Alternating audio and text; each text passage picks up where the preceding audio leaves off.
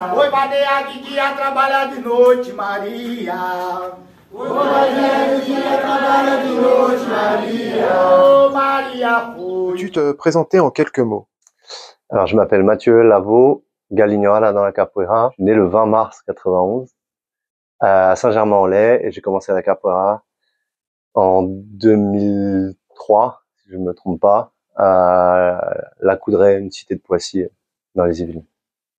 Comment es-tu arrivé à la capoeira? À l'époque, je faisais du judo, de karaté. J'ai essayé le foot, mais ça n'a jamais été mon truc, ça n'a jamais marché. Et un jour, en allant à un entraînement de karaté au plateau Saint-Marc, qui est le lieu des sports d'Orgeval, je tombe sur deux mecs qui sont en train de s'entraîner, qui font des mouvements que j'ai jamais vus. Je vais les voir. L'un d'eux se retrouve être le frère de mon amoureuse de l'époque et ma femme aujourd'hui. Et il me dit, je fais de la capoeira, je m'entraîne avec quelqu'un qui s'appelle Professeur Banane à Saint-Germain-en-Laye. Et lui, il voulait être cascadeur. Donc, il faisait plein de choses différentes et la capoeira à l'époque, c'était pas très connu. C'est 2002, 2003, quelque chose comme ça. Et donc, du coup, je suis un peu fasciné par les mouvements. Ils font plein d'acrobaties, de saltos, de trucs. Donc, j'en entends parler une première fois là, justement, en allant au cours de karaté qui me plaisait plus trop. Et pas longtemps après, j'ai mon meilleur pote de l'époque, qui s'appelle Titus, qui était franco-brésilien, et qui me dit, viens, on va essayer un cours de capoeira sur le chemin, sur le retour du collège. J'habitais à Orgeval chez mes parents. Et le collège était à Chambourcy. Et sur le chemin, il y avait la cité de Poissy, dont on a parlé. Et j'ai essayé les cours tout de suite, ça m'a plu. Et je crois que j'ai commencé en 2003. Je crois que c'est Banane qui sait, il me dit c'est 2003. Les seuls souvenirs que j'ai, c'est, enfin, de mes débuts, c'est Orlan enceinte tout de suite. Donc je pense que c'est 2003 par rapport à Melinda. Qu'est-ce qui t'a plu dans cette discipline et qu'est-ce qui t'a fait rester? Je pense que ce qui m'a plu au début, c'est simplement de m'amuser et à travers les mouvements acrobatiques, corporels qu'il y avait dans la capoeira, moins cadrés, moins stricts de ce qu'on avait au karaté, au judo. On avait l'impression à l'époque que c'était moins incodifié, strict et carré. Il y avait un côté relâchement qui était chouette, surtout quand t'es enfant. Et moi, j'ai toujours été, en fait, je voulais faire ça ou du taekwondo à l'époque. Le taekwondo, ça me parlait, mais du coup, j'ai découvert la capoeira. Et j'y suis resté. Je pense que ça m'a donné la liberté de mouvement qu'il n'y avait pas dans les autres. Quelles ont été les grandes étapes dans ta progression? Alors, je pense que tout part de la rencontre avec Nash Banane, professeur à l'époque. Au début, surtout quand tu as 12-13 ans, je pense que tu t'identifies, ou t'accroches avec quelqu'un qui te fait un peu rêver. Donc, je pense que ça, c'est parti de là. Comme même dans ma vie de capoeira, il y a des gens qui m'ont fait rester, des gens qui m'ont fait me passionner, et d'autres t'as moins envie de croiser. Tu vois ce sentiment où des fois il y a des gens qui te font, t'as pas trop envie de venir parce que tu sens que le feeling il passe pas. Donc là c'est plutôt l'inverse. Au début c'est ça qui me porte. Et même si c'est compliqué, la tension au début elle est pas là, quoi. Et je suis avec mon pote en permanence, donc le cours on y va, mais le premier truc qu'on fait c'est de se barrer. Dès que Banane il a le dos tourné, on est déjà parti. Les cours à l'époque c'est des cours où on pousse les chaises et les tables de la pièce, qui est dans une maison de quartier, et on fait un cours là, c'est entouré de miroirs, et donc du coup il a toujours un œil sur nous, et je pense qu'on s'entraîne 1 ou 2 ans, ça doit être 2003, 2004 ou 2005, donc on a dû faire 2-3 ans là-bas, et ensuite il y a un projet de démolition de la cité qui voit le jour, et du coup tout de suite c'est un peu la panique, faut qu'on trouve un nouvel endroit pour exister, pour pouvoir s'entraîner. Les cours ouvrent à Triel au COSEC, donc là c'est un peu le nouveau départ, on est un petit peu plus grand, mais les cours ils continuent pareil. Après on est dans un gymnase, c'est un peu plus côté sportif, on va dire, que le côté un peu roots d'avant, et surtout il y a des nouveaux qui arrivent, je pense à Eschpert, je pense à Rimain, et moi à l'époque j'ai perdu beaucoup de temps, ça faisait au moins 2-3 ans que je faisais un peu l'idiot, que je passais mon temps à courir. Dès que Nash Banane, le professeur Banane, il a le dos tourné, on s'est barré dans les couloirs.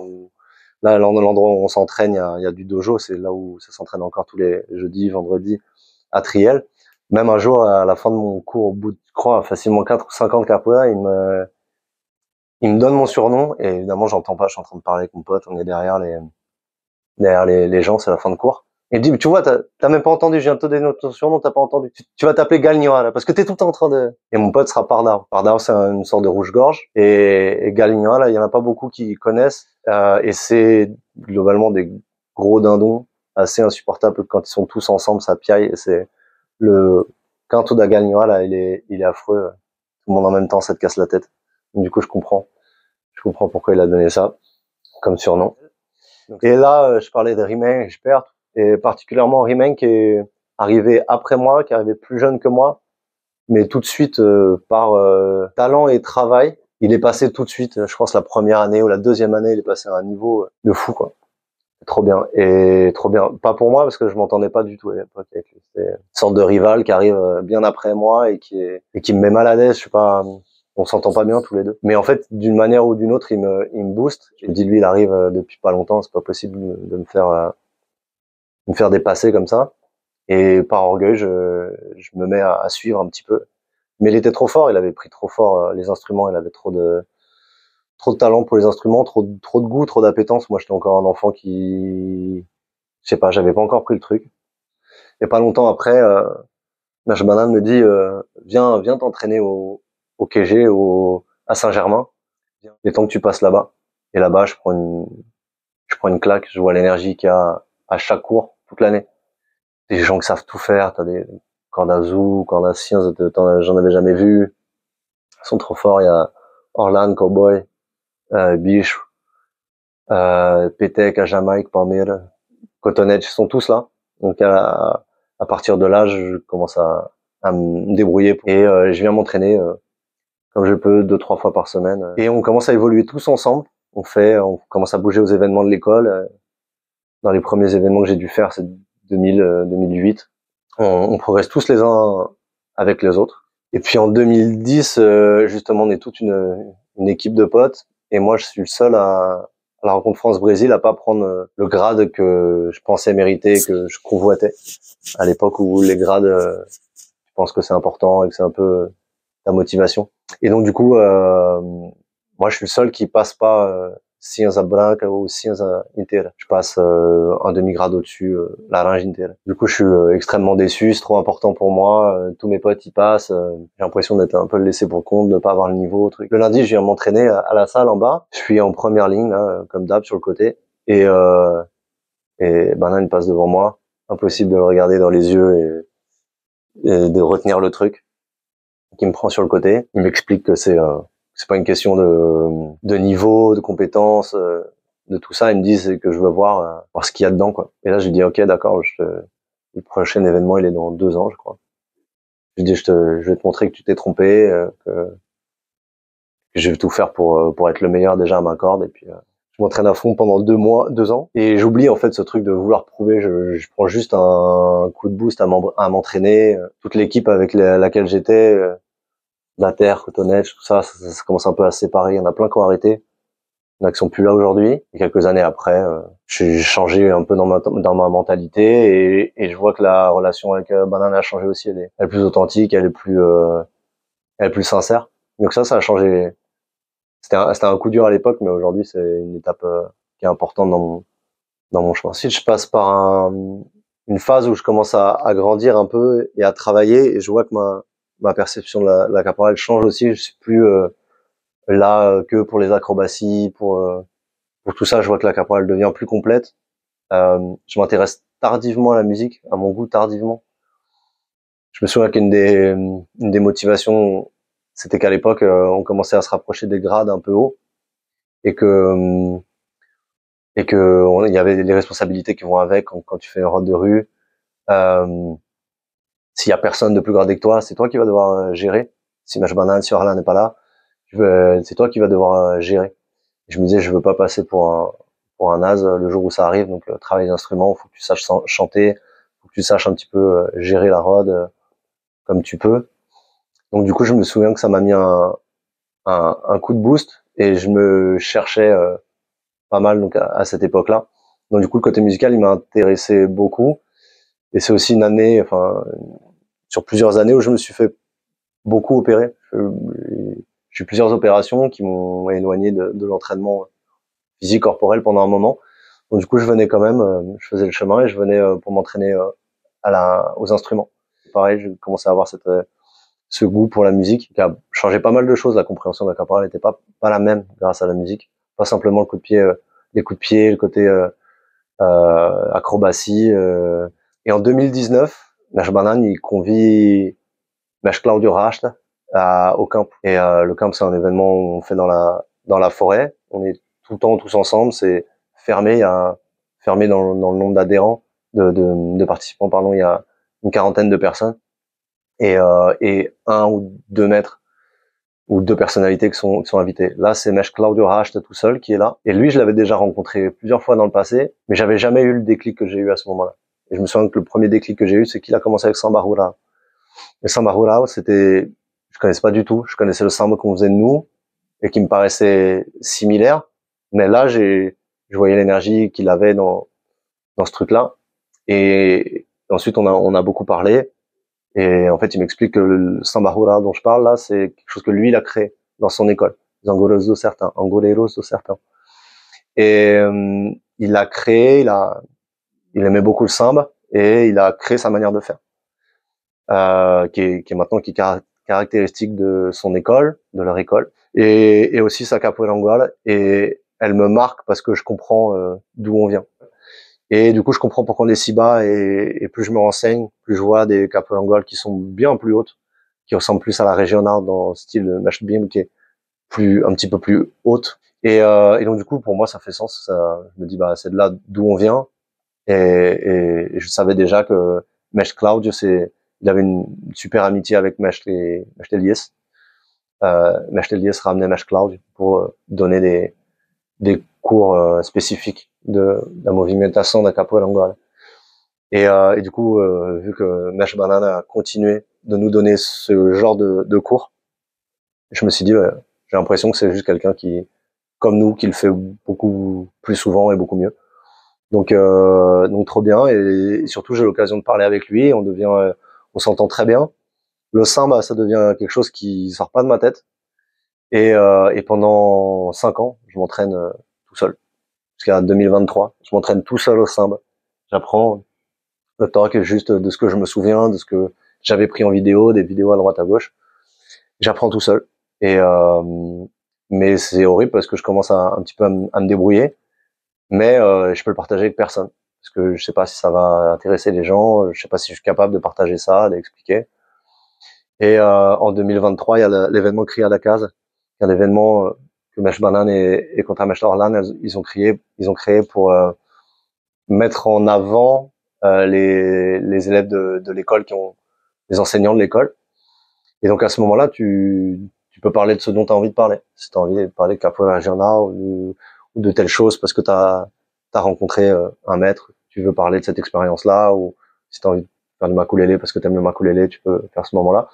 Et je parle avec Vishnu Mato et Rimeng qui me disent non mais vas-y, n'aie pas peur. Si toi ça t'intéresse, ça va sûrement en intéresser d'autres. Présente ça comme initiation en disant peut-être qu'un jour Mesh Claudio reviendra et parlera de ça mieux. Et donc finalement je le fais et il y a un bon retour, c'est sympa. Moi je suis hyper content d'avoir partagé ça. Et fin 2023 de la même année, j'ai l'occasion de partir 1 mois et demi tout seul au Brésil. L'objectif majeur, c'est d'aller dans cette école, les Angoleiros do Sertão. Et je participe là-bas à 2 événements à Feira Santana. Ça me permet de mettre un peu à l'épreuve ma capoeira en général. Et aussi de me rendre compte que c'est cette capoeira angola qui me parle plus. Et quand je suis là-bas, je profite surtout pour apprendre énormément sur le samba. J'ai pas eu de vrais cours de samba, mais on en faisait beaucoup. Moi, j'allais chercher les informations. J'ai filmé beaucoup de choses sur lesquelles j'ai pu travailler, partager aussi. Et Mesh Banane, il m'a toujours dit si tu vas ailleurs, reviens et partage avec nous. Et quand je reviens, au début, j'ose pas trop en parler. Il me dit c'était comment? Je lui raconte et je lui dis j'aimerais bien faire un truc de samba. Et le jour même, on s'est dit moi je lui ai proposé le lundi, on a les 2 cours séparés d'1 heure.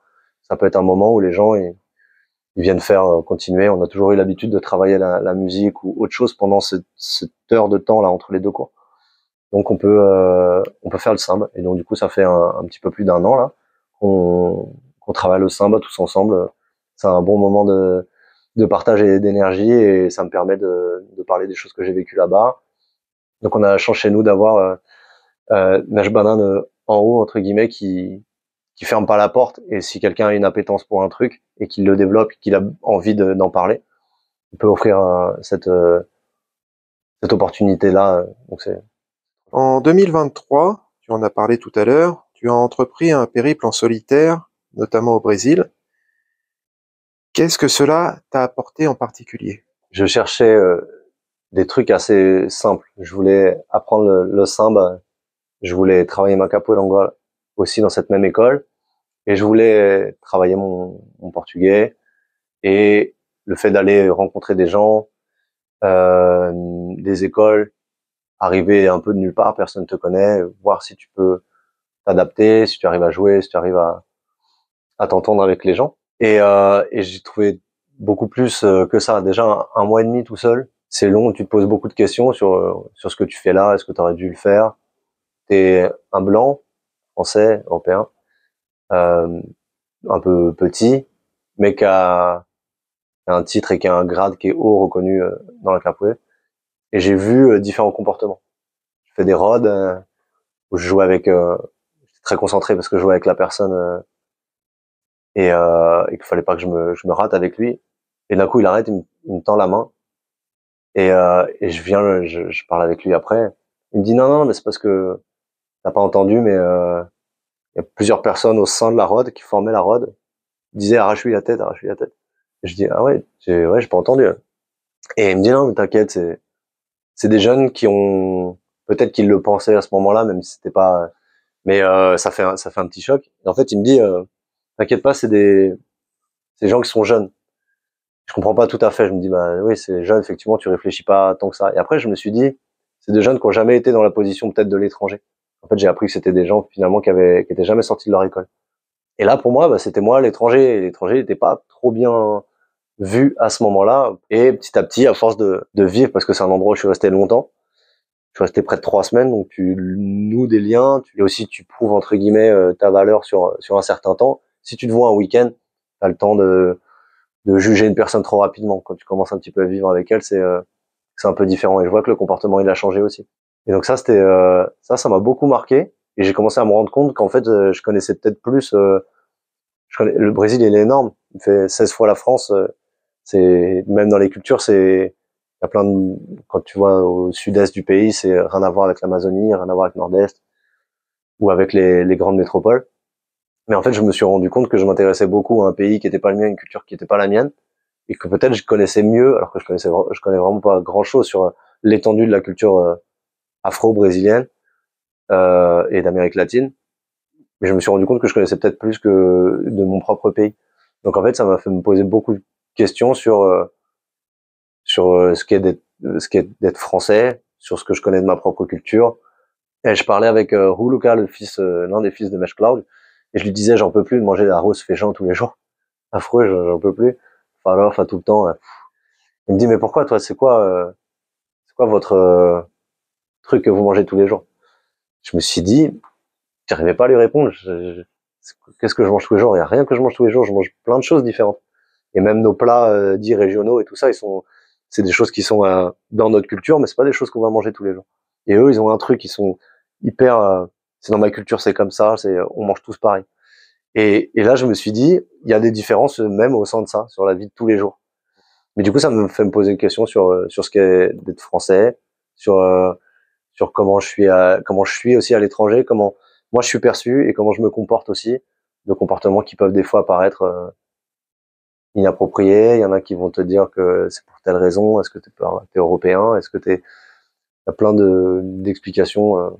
Et ça dépend aussi des clichés, des préconcepts que les gens ont dans leur tête. Donc ça m'a fait me poser beaucoup de questions sur moi-même.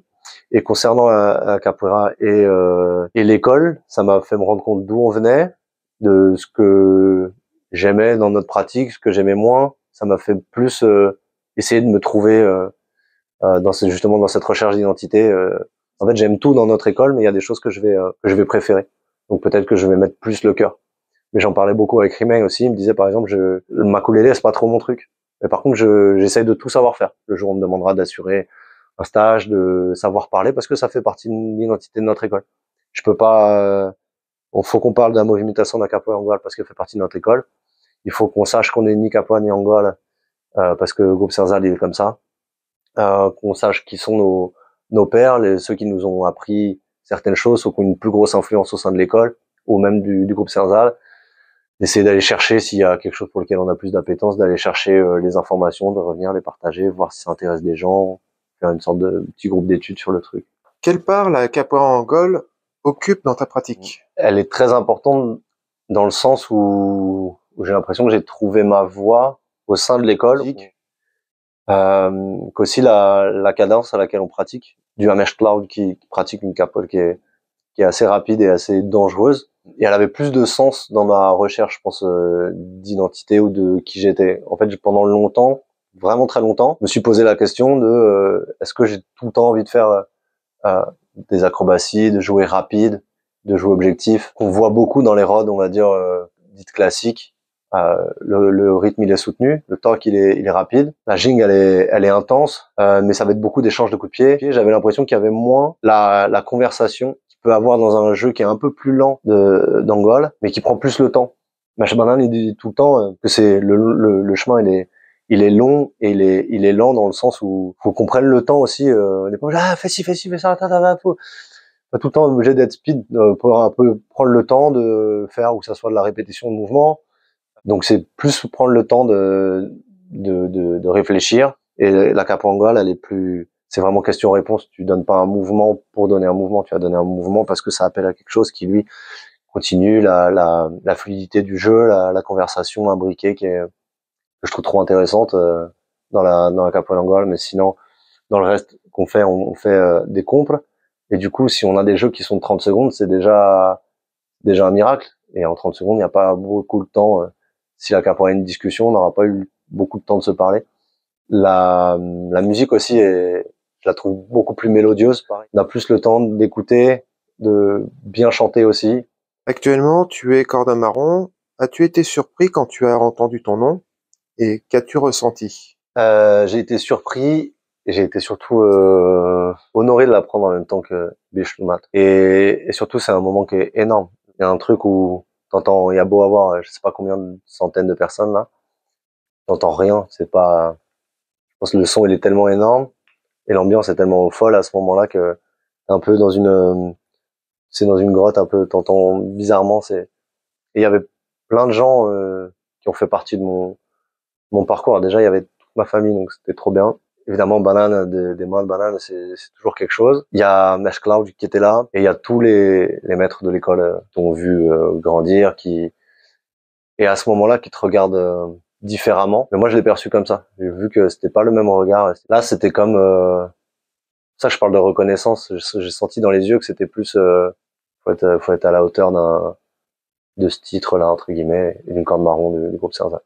Comment vois-tu ton rôle au sein de l'école à l'avenir? Je le vois comme un rôle d'être un exemple ou d'être moteur, tant dans la dynamique à l'entraînement, de pas relâcher, d'être un moteur pendant les cours, la dynamique, d'avoir une bonne énergie et surtout on s'entraîne bien, c'est d'être un exemple pour les plus jeunes générations, comme moi j'ai eu des exemples de Orlan, Canel, Cowboy à l'époque, je les voyais s'entraîner, et par rapport à cette expérience d'être allé chercher quelque chose qu'on n'avait pas spécialement, qui fait pas partie de l'école, elle est pas ancrée. Je parle du samba, le makulélé, on a toujours fait plus que le samba, mais on a toujours fait, donc ça fait partie de notre identité. Mais je serais pas surpris qu'un jour, quelqu'un comme Pedji Braz par exemple, aille chercher plus d'informations chez des gens qui en ont fait ou sont une référence et en ont fait pour une caractéristique.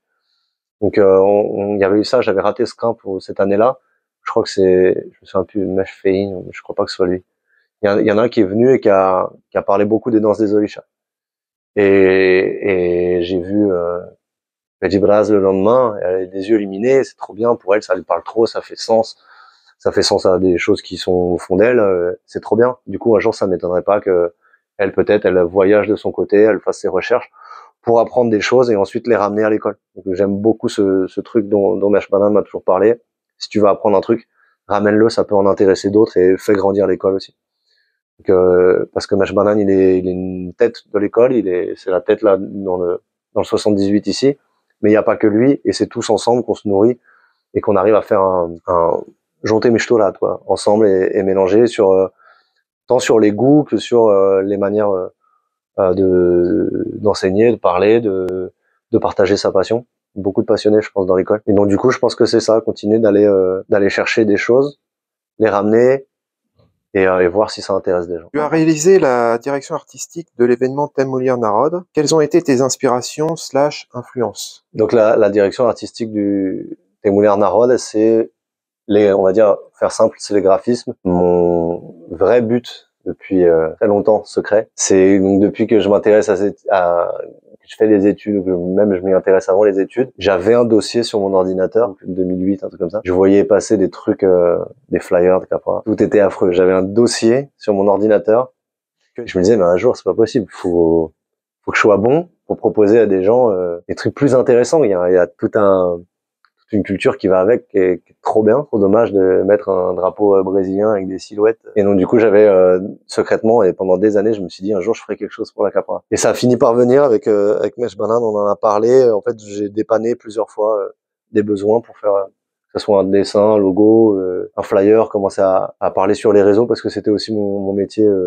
De faire ça sur les réseaux sociaux. Et petit à petit, ça a plu à l'ensemble de l'école, à Mesh Banane, c'était simple. Et je crois que c'est Orlan qui m'a demandé tu voudrais pas faire le t-shirt et faire le graphisme du t-shirt, le visuel. Et moi je dis, en vrai, j'aimerais bien te proposer de tout faire les flyers, de faire la communication sur les réseaux. Il y avait le bracelet, plein de petits trucs et tout le métier de DA. Temoulir Narod à ce moment-là, le thème cette année, c'était Rio de Janeiro. Donc il y avait ce côté très coloré des rues. C'était pendant le carnaval à ce moment-là. Donc on est parti là-dessus. On avait fait venir Sofia, qui s'appelle la fille de Mesh Ch'ti, qui est une des premières sambadeiras, ou la première sambadeira non brésilienne à avoir défilé au carnaval de Rio. C'est fou. Et donc elle est venue, il y avait un petit peu voilà, tout ce côté festif de la fête de Rio, carnaval, les couleurs, le samba. Donc et ça a plu. On a fait donc là ça a fait des suites, ça a plu aux gens, c'était chouette. Ça fait plaisir de faire ça, c'était trop bien. Et depuis il y a des gens qui m'ont demandé, qui ont vu le truc, c'est toi qui as fait ça, ce serait chouette si tu pouvais faire. Si j'arrive à mêler mon activité, mes deux passions dans la même, c'est parfait. Ce fut un très bon moment que nous avons passé ensemble. Et donc, pour conclure, quels seraient les mots, les conseils que tu pourrais donner à quelqu'un qui envisagerait de commencer la capoeira, qui serait hésitant? Faut y aller à fond et rester très ouvert d'esprit et en même temps pas se dire que c'est la farfouille, que tu mets tout dedans, mais c'est quelque chose qui fait du bien au corps, au mental, à l'âme. Ça m'a apporté dans ma vie professionnelle alors que c'était pas du tout parti pour ça. C'est un atout de s'intéresser de toute façon à une culture, à un savoir, d'élargir ses connaissances, on voit les choses différemment. Maintenant, c'est trop bien. Et puis, il y a quand même peu de disciplines qui permettent de pratiquer avec ton enfant qui a 4 ans, avec ton grand-père qui a 80, avec ta femme. Mélanger sans distinction, ça peut nous permettre, je pense, de bien vieillir. Je pense que ça aide le corps et l'esprit à pas faiblir.